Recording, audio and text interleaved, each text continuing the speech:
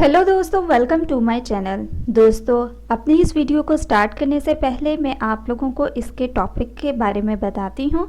आज का हमारा जो टॉपिक है वो ये है कि जिस्मानी ताकत के लिए मुफीद कौन सा ऐसा तेल है, कौन सी ऐसी चीज़ है जिसको खाकर आप जिस्मानी तौर पर बहुत मजबूत हो सकते हैं। दोस्तों, वीडियो स्टार्ट करने से पहले मैं नए आने वाले यूज़र से रिक्वेस्ट करूँगी कि वो हमारे चैनल को सब्सक्राइब करके जल्दी से बेल आइकन के बटन को प्रेस कर दे। वीडियो पसंद आए उसे लाइक और शेयर ज़रूर करें।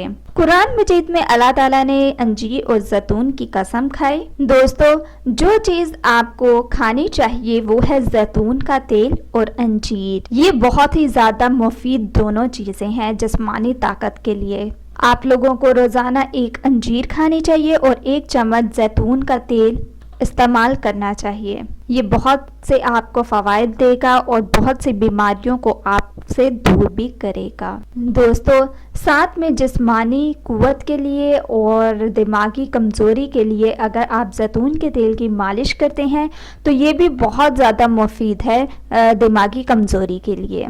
अल्लाह ताला ने जैतून के तेल को कुरान मजीद में बहुत ही ज़्यादा मुबारक तेल कहा है। हदीस में आता है, नबी करीम सल्लल्लाहु अलैहि वसल्लम ने फरमाया, जैतून का तेल खाओ और लगाओ, ये एक मुबारक दरख्त से निकाला गया है।